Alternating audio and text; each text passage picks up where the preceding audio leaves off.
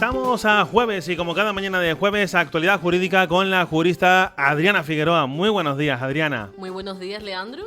Bueno, pues en este espacio de hoy jueves vamos a hablar de un tema que siempre causa infinidad de dudas y genera muchísima expectación, ya que es un tema excesivamente cotidiano y que además no se explica normalmente a la población como se debería. Y no puede ser otro que las sucesiones o, por decirlo de otra manera, las herencias. En algún momento de nuestra vida todos nos hemos tenido que enfrentar a estas dolorosas situaciones, ya sea por donde hemos perdido a gente más o menos cercana, pero lo cierto e indudable es que todos vamos a tener que enfrentarnos a eso en primera persona. Y en este espacio de hoy, que como siempre contamos con la colaboración, la participación de la jurista Adriana Figueroa, vamos a aportar muchas respuestas que yo espero que se aclaren todas sus dudas, las de nuestros oyentes y muchos de nuestros oyentes, tanto para si se están enfrentando en este momento, en la actualidad, a una situación o herencia de otra persona, como para el caso en el que alguna persona esté pensando en otorgar testamento y tenga todavía algunas dudas. Nosotros, antes de iniciar este espacio con Adriana Figueroa, nuestra jurista de la radio, les invitamos a que participen con nosotros. Cualquier duda, cualquier pregunta, cualquier propuesta, ya saben, WhatsApp al 638-927-433, 638-927-433, o también recibimos sus llamadas en directo al 928-597746. Adriana Figueroa, la primera pregunta, la del millón, o una de las del millón, porque es un tema también un poco delicado y todas son muy importantes. ¿Qué es un testamento? Sí, pues me gusta empezar este tema contestando a la pregunta de qué es un testamento, porque parece algo que todo el mundo conoce, pero no es así. Y vamos a comenzar este tema definiendo lo que es un testamento, y no es otra cosa que un acto jurídico mediante el cual una persona, que en este caso sería el causante, dispone para después de su muerte de todos o parte de sus bienes, como bien establece el artículo 667 del Código Civil. Perdón. Bueno, Adriana, y por ejemplo en todo esto de las herencias, ¿qué tipo de sucesión existe en la legislación española? Sí, pues en la legislación española, concretamente en el Código Civil, contamos con dos tipos de de sucesiones que podemos distinguir: la sucesión testamentaria y la sucesión legítima. La sucesión testamentaria es la que se lleva a cabo, la más conocida, a través de un testamento, y por lo tanto se asegura que se cumple la voluntad de la persona fallecida. Y la segunda es la legítima, en la cual se lleva a cabo mediante la falta de testamento, y tanto la designación de los sucesores como la distribución del caudal hereditario lo establece la ley, no el causante. Bueno, y hablamos de los tipos, ¿no?, de sucesión que existen en la legislación española, pero si ahora, por ejemplo, cambiamos un poco y hablamos de los tipos de testamento que existen en la legislación española.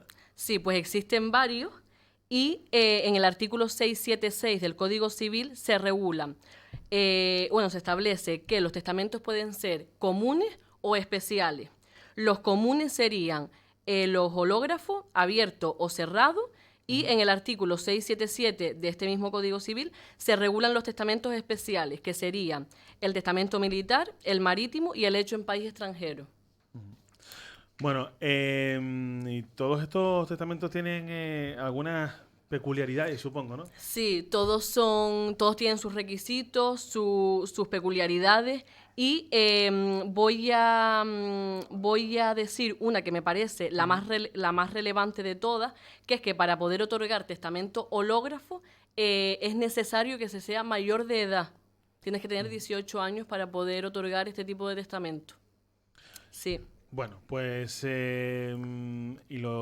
aparte de ser mayor de edad, yo supongo que habrá que acudir a un notario necesariamente para otorgar lo mismo, ¿no? Sí, esta pregunta fue muy repetida y es que parece ser que todo el mundo cree que para otorgar testamento hay que ir necesariamente a un notario y no todos los tipos de testamento es necesario acudir a un notario, pero que no sea necesario no quiere decir que no sea aconsejable, ya que lo es siempre porque vas a dotar a ese testamento de seguridad jurídica y aparte porque vas a asegurar que se cumpla la voluntad que tienes tú una vez fallezca. Entonces, no es necesario para todo tipo de testamentos y para esos tipos, algunos de ellos, que no es necesaria la presencia del notario, es en casos de epidemia, que en este caso se puede otorgar testamento ante 3 testigos mayores de 16 años sin presencia de notario y en caso de peligro inminente de muerte, que en este caso se puede otorgar ante 5 testigos idóneos sin intervención tampoco de notario. ¿Y a qué personas, por ejemplo, se le puede considerar testigo idóneo? Sí, pues para considerar a una persona testigo idóneo tiene que cumplir una serie de requisitos que son tener la obligación de conocer al testador, y no pueden ser ni legatarios, cónyuges o herederos en el caso de que estos se encuentren incluidos en la herencia y bueno, en el testamento, y tampoco pueden ser los parientes de esos herederos o legatarios dentro del 4º grado de consanguinidad o segundo por afinidad. Es decir, lo que se intenta con testigo idóneo es que tú conozcas al testador, pero que no tengas ningún vínculo de interés más allá que el conocer a esa persona. Bueno, y cuando hablamos de esta situación de herencias, de testamentos y demás, nos encontramos diferentes escenarios, ¿no? Por ejemplo, ¿qué podría suceder si no hay testamento? Sí, muchas personas se preguntan qué es lo que ocurre cuando no existe testamento. Cuando no existe testamento, se abriría lo que se conoce como la sucesión legítima. Y esto quiere decir que la herencia la recibirán los herederos forzosos, en el orden establecido por la ley, y en el caso de no existir heredero forzoso, heredará la familia más cercana, y en caso de tampoco existir esta familia más cercana, pues heredaría el Estado. Y para saber si existe o no testamento, que hay muchos de personas que nos han preguntado esto, pues para saber si existe o no testamento, los herederos deberían acudir al registro civil, solicitar el certificado de defunción y con este certificado dirigirse al registro de actos de últimas voluntades que corresponde que pertenece al Ministerio de Justicia, y solicitar el certificado en el que se acredite si esa persona que falleció tenía o no testamento.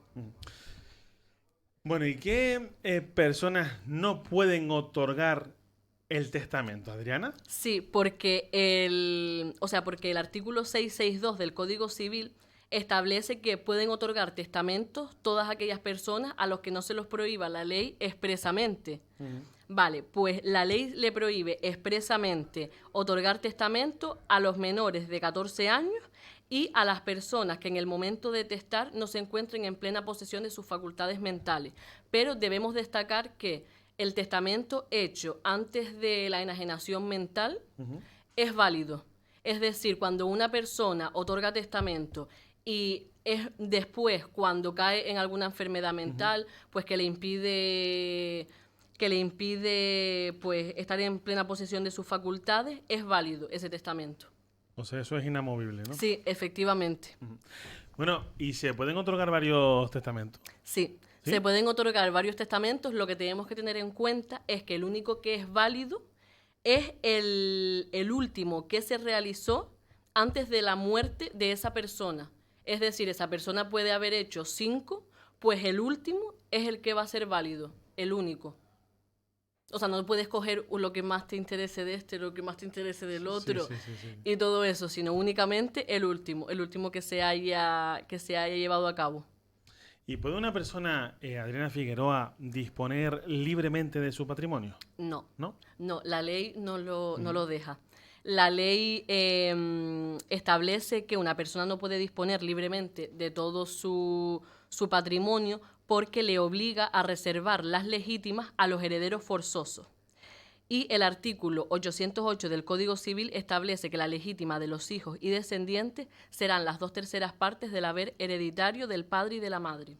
Con esto de herederos forzosos, que lo hemos nombrado varias veces, voy a aclarar un poco ese tema y la ley considera herederos forzosos a los hijos y descendientes respecto de sus padres y ascendientes, en primer lugar. Luego, a falta de esto, serán herederos forzosos los padres y ascendientes respecto de sus hijos y descendientes. Y a falta de estos dos, sería heredero forzoso el viudo o la viuda en la forma y medida que establece el Código Civil. ¿Y cómo se divide una herencia?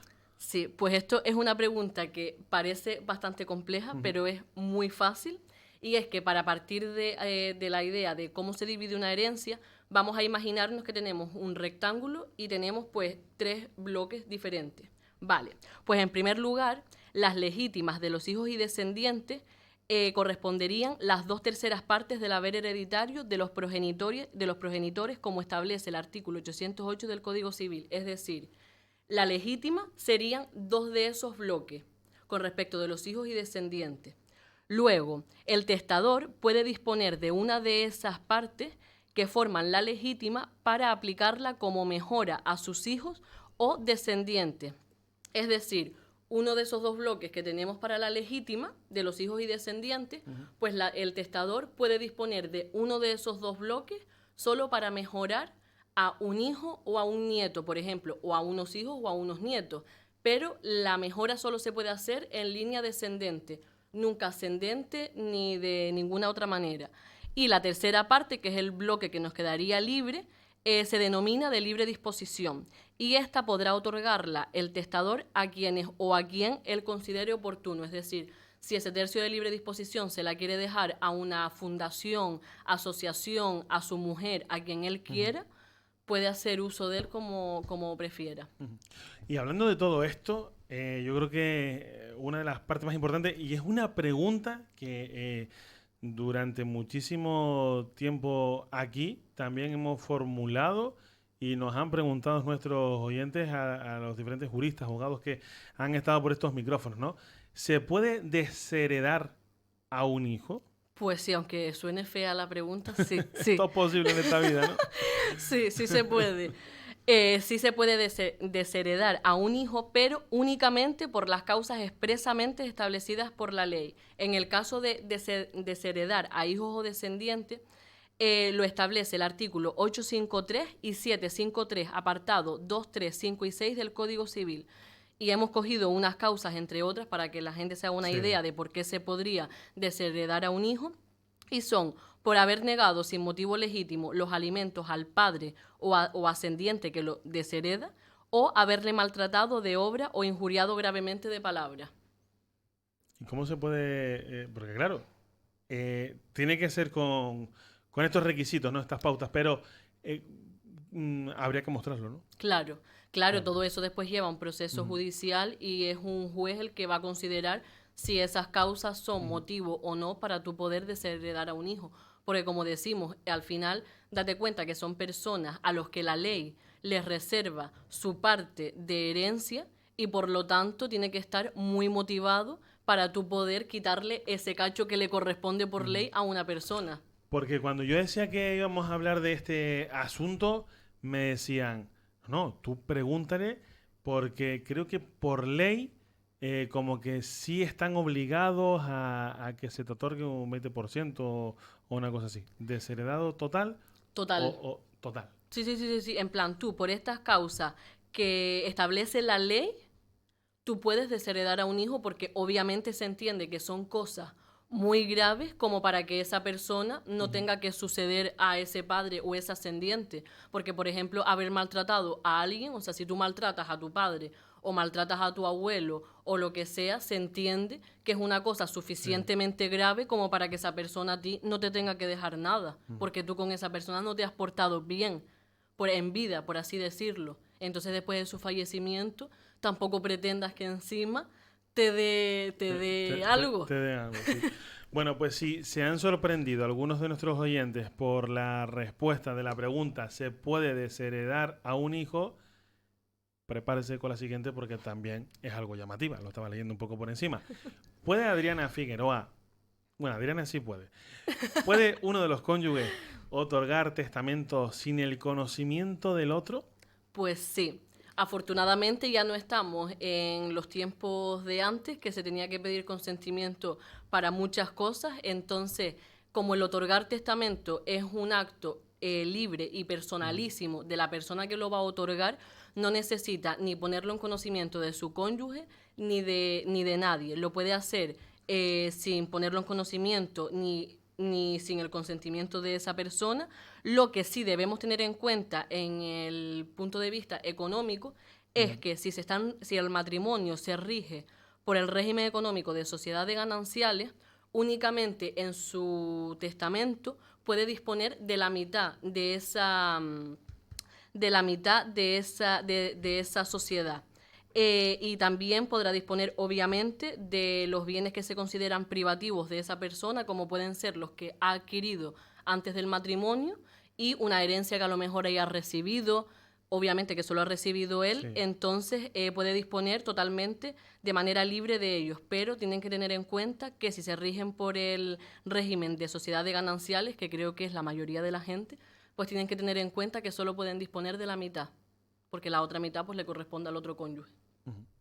Bueno, pues aquí lo dejamos con este tema que hemos tratado en esta jornada en Agüita Agüita a través de Lancelot Radio en la 90.2 de la frecuencia modulada, las herencias, con la jurista Adriana Figueroa, que recuerden ustedes, si quieren una cita, alguna duda que le quieran formular, como siempre, a nuestra profesional, que es un placer para nosotros contar contigo, Adriana, y ya saben que ya hemos estado con ella en Agüita Agüita en televisión, hablando del tema de las vacaciones. Estén atentos porque el próximo mes, que ya está a la vuelta de la esquina, vamos a hablar de la jubilación y de la prejubilación, ¿no, Adriana? Sí, porque he tenido muchas preguntas sobre eso y al igual que las vacaciones y que que hemos tocado ahora, es un tema que va a existir siempre. Bueno, pues ya saben, si quieren contactar con la jurista Adriana Figueroa, ya saben, 620 00 33 10 620 00 33 10. Adriana Figueroa, mil gracias por estar con nosotros y además recuerdo a los seguidores de Agüita Agüita en televisión, no solo los lunes a las 9:30 de la noche, sábados 8:30 de la mañana, sábados 1 de la tarde, domingo por la mañana, sino un buen horario también que nos han informado. Agüita Agüita también se podrá ver, ya creo que empezó esta semana, los miércoles a la 1:30 de la tarde antes de Café de Periodistas. Así que el tema de la jubilación y prejubilación va a venir muy bien, ¿eh? Sí, yo creo que sí. Muy bien. Muy buenos horarios y muy buenos temas los que nos proporciona cada semana. Muchísimas gracias, Adriana. Muchas gracias a ustedes y estoy encantada hoy porque me pusieron mirando para la marea, ¿eh? Y estoy yo feliz. Porque pensábamos que iba a llover, pero tú imagínate estando aquí con el cielo cerrado. Hombre, casi da gusto. Y lloviendo, esto es una maravilla. Da gusto. Sí. Adriana, pues nos tenemos que despedir ya, muchas gracias. Nada, a ustedes siempre. Y que queda un minuto escaso para llegar a las 11:30 de la mañana y que son muchas las noticias que se han ido generando desde primera hora de la mañana. Nos vamos ya con los servicios informativos. Mañana este programa no estará con ustedes desde las 10 de la mañana. Mañana a partir de las 10 de la mañana, 11 de la mañana, estaremos en directo junto al compañero Pedro Martín desde Puerto del Carmen. Déjenme que busque